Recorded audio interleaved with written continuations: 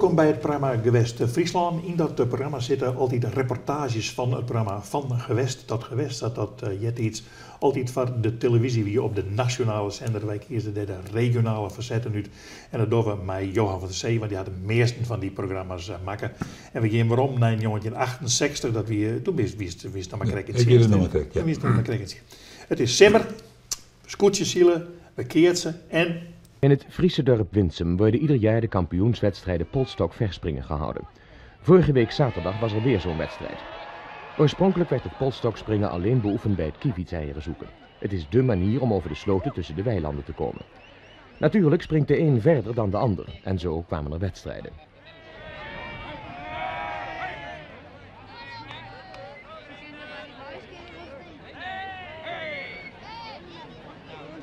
De polstok moet op de goede afstand van de wal in het water gezet worden. De springer of viereljepper bepaalt die afstand zelf. Hij neemt een lange aanloop, probeert in de stok te klimmen, maar komt heel vaak in het water terecht.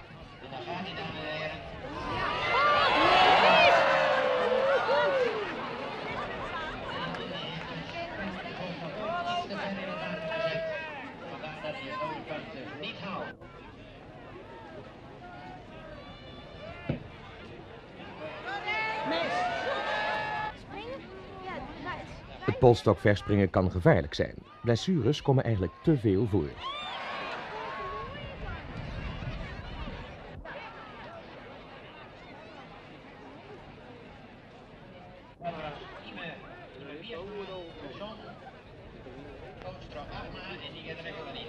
Gelukkig omringt de EHBO de deelnemers met moederlijke zorg.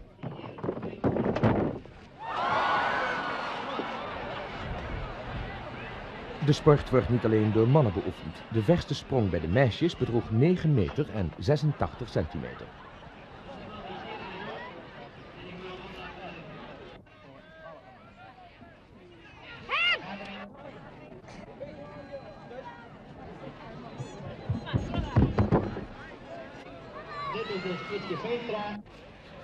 Ook zijn het niet alleen Friezen die meedoen. Deze meneer kwam uit Zuid-Holland om in de Winsumer dorpsvaart te springen. Gelukkig voor hem was die voor de gelegenheid met schoon leidingwater gevuld.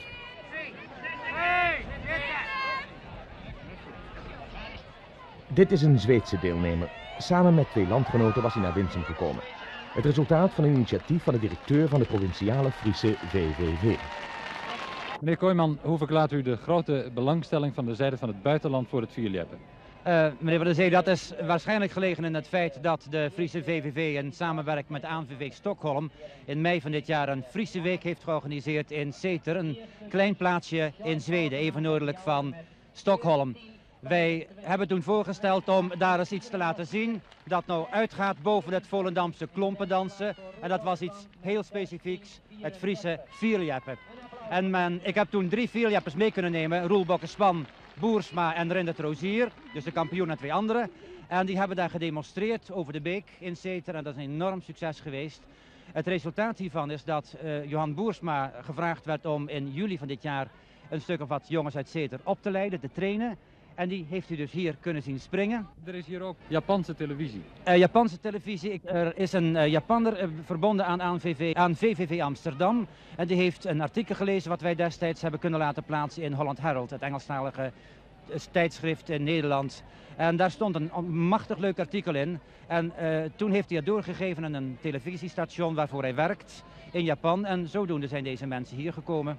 En op deze manier maakt u het vierljeppen internationaal. Wilt u dat graag doen? Dat wil ik heel graag, omdat ik vind dat deze sport het waard is om ook buiten de grenzen van Friesland beoefend te worden. Het is geen folklore meer, het is een echte sport aan het worden. En de vierljeppersboen in Friesland, dat is eigenlijk een organisatie van plezierige mensen bij elkaar. Maar ze voelen zelf dat het een vak wordt zo langzamerhand. En men wil van het amateurisme af en we willen het eigenlijk wel commerciëel gaan opzetten in Friesland. Wie weet dat we het vierljeppen nog eens een keer op de Olympische Spelen tegenkomen. Dat zou helemaal niet onmogelijk zijn.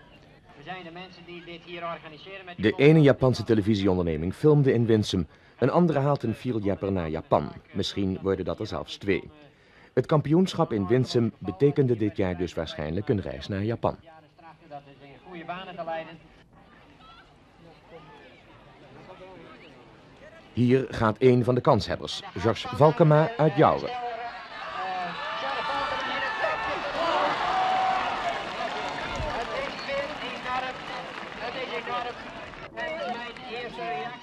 De sprong wordt nagemeten. Het betekent een nieuw record. Deze bocht was nog een halve meter langer geweest dan was onmiddellijk Charles nog hoger geklommen.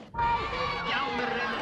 Daar zal de kampioen van vorig jaar, Roel Bokkespan uit Stiens, iets tegenover moeten stellen. Hij zet de stok zo ver mogelijk uit de kant in het water. De kans op een verre sprong is dan het grootst. De kans op mislukking ook trouwens. Hij komt toch vast wel 80 in de buurt van de kilometer. Ja, dat gaat zomaar niet. Er staat een reis naar Japan op het spel. Nu hoop ik, dames en heren, dat niet twee kampioenen tegelijk springen. Daar gaat Span.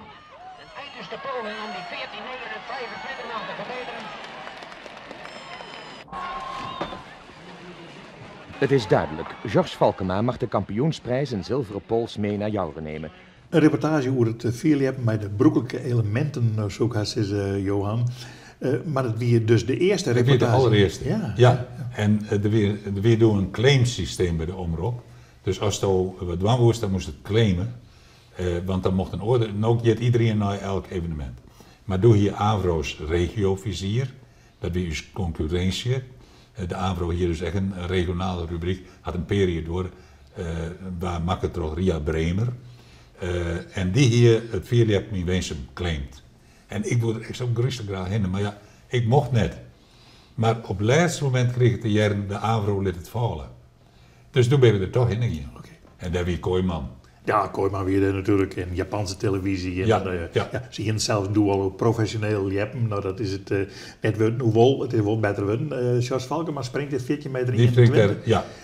Nou, don't know hoe de 22 staat het Nederlands record. Dus het is Ja, een groot. ja. Dus dat is wel een eind vooruitgang. Ja. Dat is goed. Maar Roel Bokkespan, wie doe echt een Verneemklepper.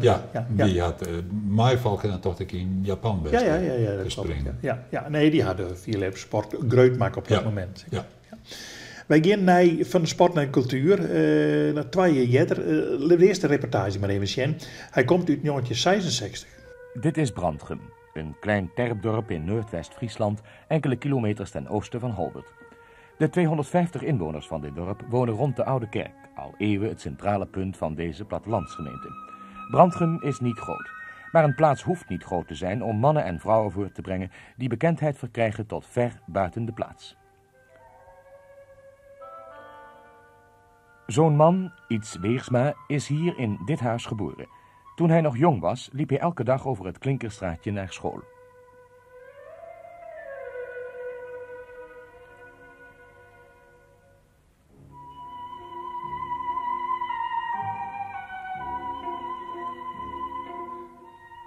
Al spoedig openbaarde zich bij de jonge Iets, die op 21 juni 1878 geboren werd, het tekentalent. En zo zien we deze goed bewaarde tekeningen van hem.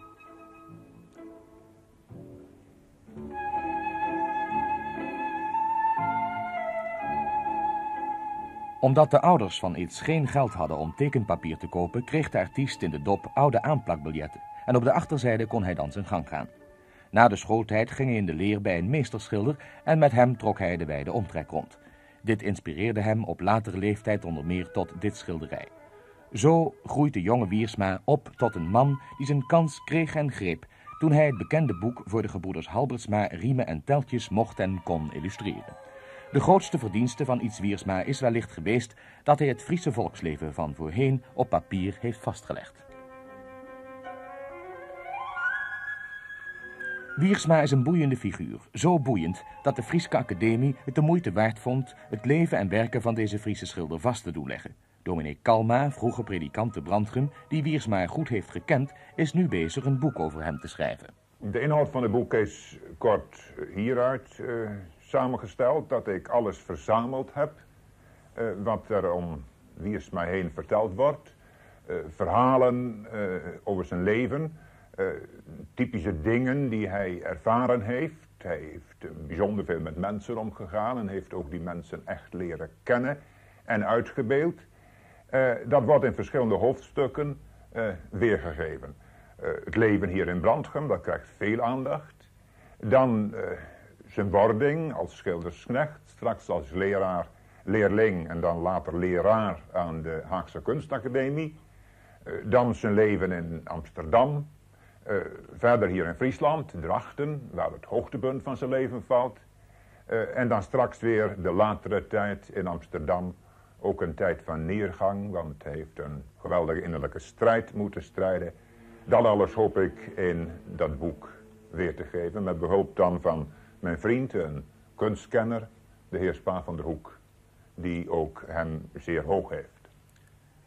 Friesland kan terecht trots zijn op zijn schilder. Zaterdag jongstleden was dit merkbaar toen in de nieuwe lagere school van Brandgem tientallen nakomelingen van Its aanwezig waren om een aantal van zijn etsen en schilderijen te zien, maar ook om mee te maken hoe de school de naam van hun vader en grootvader zou krijgen.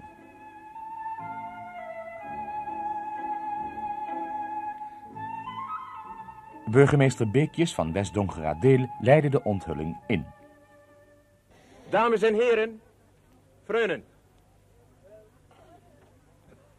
De heer Its Wiersma, bijna 21 juni 1878 te Brandgem. Schilder, etser, illustrator, leraar, waans werk van grote betutting is om de artistieke kwaliteiten, ja, maar vooral om het zo treffelijk versluit wat in landscapes en dorpsbeeld veroordeelt. De lagere school in Brandgem draagt nu de naam van de man die voor het Friese volk tot ver over de provinciegrenzen van zo grote betekenis is geweest. Its Wiersma, de schilder van Brandgem, eerst hoeschilder en waar uiteindelijk die had zelfs werkleven aan het Koningshuis nog. Dus het was een beroemde schilder. Een beroemde schilder, ja. En dan komt Brandgem bij waarom wij matten hem nog even eren. Ja, ik vond het een mooi makke reportage. Vooral de eerste beelden van het dorp in prachtig. Ja, klopt. Nou, en Dominic Kalma die vertellen over dat alles Beetstraat, weer door de Bargemaster ook, Beekjes, ja. En die praten Fries en dat lieten ze gebeuren, want ik weet nou, dat doet ik kamers van mensen moeten dan toch wel Nederlands spreken. Het ondertiteling weer nou net zo in zwang doen. Nee. Nou goed, en wij kennen Its Wiersma natuurlijk van de riemen en teltjes tekeningen. We blijven in de cultuur. We beginnen naar de notaristuin van Jorwert. Daar moest wel een keer heen. Daar moest een keer heen. Ja, ik kan er al als jonge jongen, want mijn huid had daar echt geregisseerd. Dus dan gingen we wel mee. Ja. En nou, daar is een hele ontwikkeling gekomen. Romke Touring, weer door de regisseur. En ze spelen, en dat wordt het heden dus echt in Nederland weer spelen, aan het FK, of tenminste Fiddler on the Roof. We zullen mij, jongen, die 94.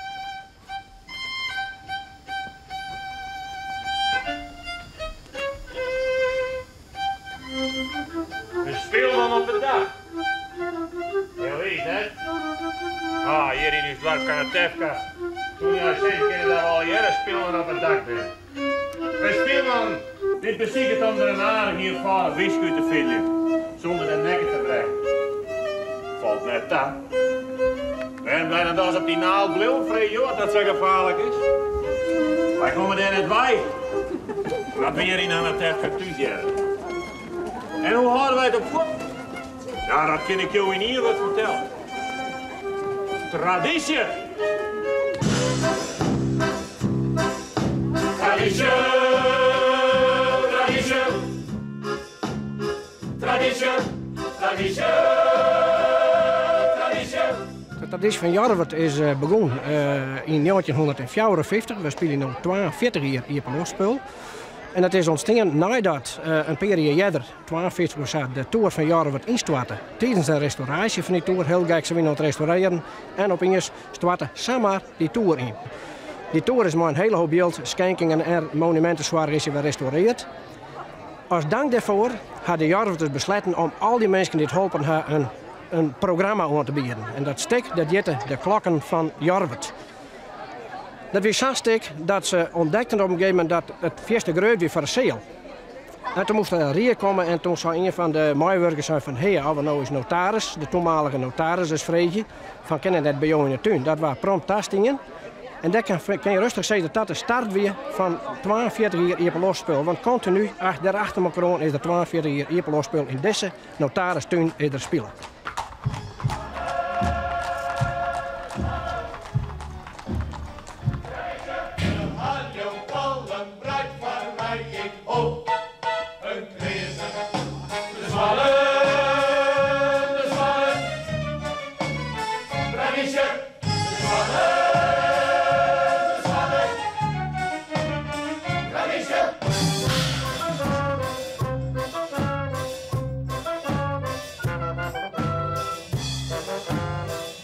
Je kent er net omheen dat het hier een traditie is. Het is de 12-43e keer al dat hier de diepe losspul nou is. Maar soms een jaar of 10 bezieken wij, en dat hoeft net altijd alleen nog inhoudelijk te wijzen, dat ken ik qua vormjouwing. Bezieken we wel heel tijd om het barren, het gebeuren, meer betjutting te jagen. Ik hier een havel hinnen, einen en gozen en pauwen, dat hele stad het wit. Wat maakt je al die bisten een kabaal? En elk dat klinkt inderdaad in het roem om u te dragen, hier ben het kapitaal. Had ik nou de schild, dijdel, dijdel, dijdel, dijdel, dijdel, dijdel, dom. Hele dagen, biddy, bom, wie maar het vermogen, bom. Ik vind het goed, ik vind het een hele aardige bezigheid. En het is natuurlijk zo dat het hele verhaal een traditie is. Het apostelijk in het stek. En het speelt dit hier al van de 42e of 43e keer. En ik ben hier opgegroeid op dit plak, dus ik ben er maar groot geworden. Ik weet net beter. Jo, hij had het goed. Ja. En zo'n traditie kan je net verbreken.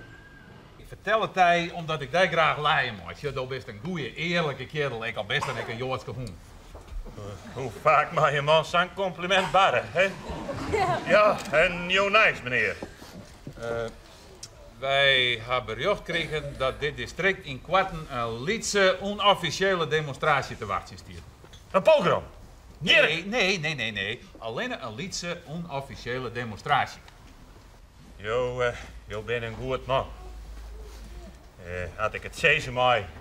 Het is spietig dat Jo geen Jood bent.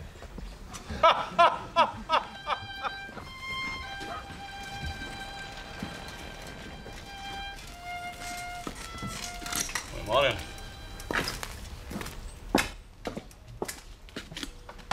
Wij hebben hier echt geen asielzoekers. We hebben Joodse onderzoekers hier gehad. We hebben hier een vrouw bij die is uit Indonesië kwam. Maar een man die daar in dienst weer, die viel haar zo thuis als wat en die praat ik Fries. Haar been praat ik al hier Fries. Maar de meerskip is hier zo, als je hier een ier wennen hebt, dan viel je hier thuis in Jarwert.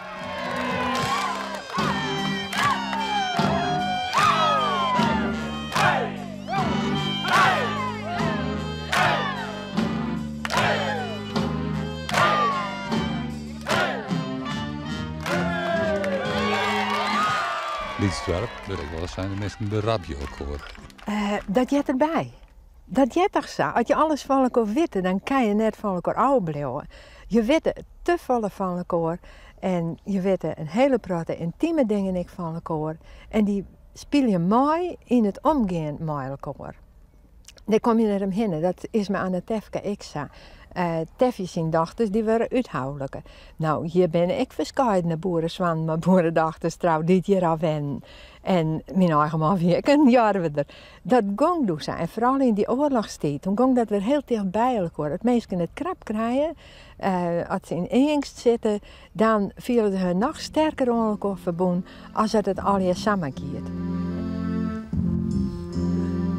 Witse mosk, witse gaveleer. Wat is judo komt, dat gaat aan mij voorbij. Alles leidt in deze oer. Wat mij nog helder verregen stiert, is het vanken vol wil en fleur. Gabbelen, gabbelen.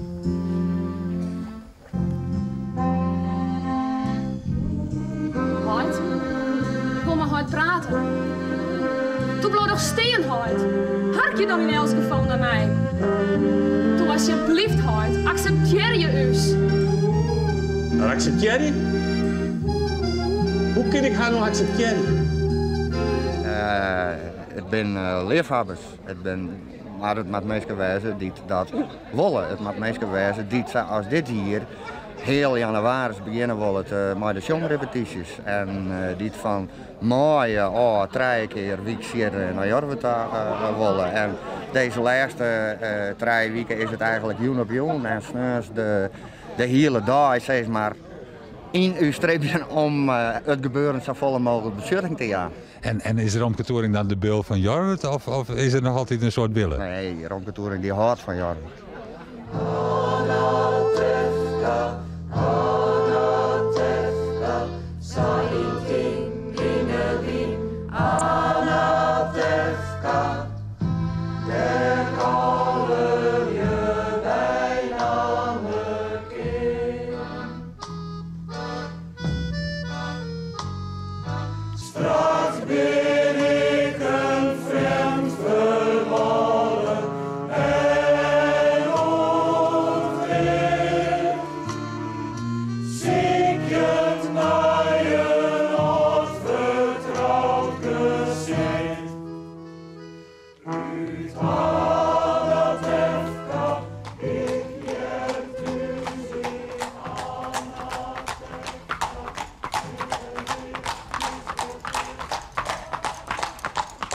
Het zal misschien het neer zou komen dat een groot pad van de bevolking hier in Weimat.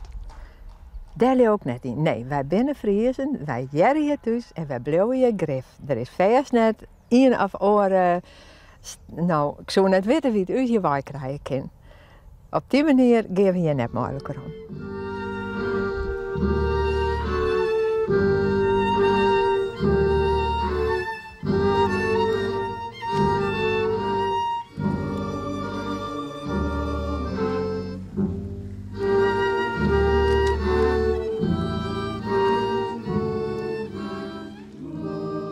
De kracht van Jorwert is natuurlijk dat ze elk jaar toch een stuk boven de meter opheljen en dat spelen en dat brengen op een of andere manier. Ja.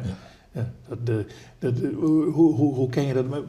Wat zit erin, die meisken? Dat ze dat elke keer weer doen? Nou ja, het is nou al 4 boeten Jorwert omekt. Dus de spelers, de haatrolspelers van dit jaar kwam van de jouwer. Door wie het nog meer mensen uit de buurt. Maar het is gereurd worden, maar toch toch een bepaalde mentaliteit.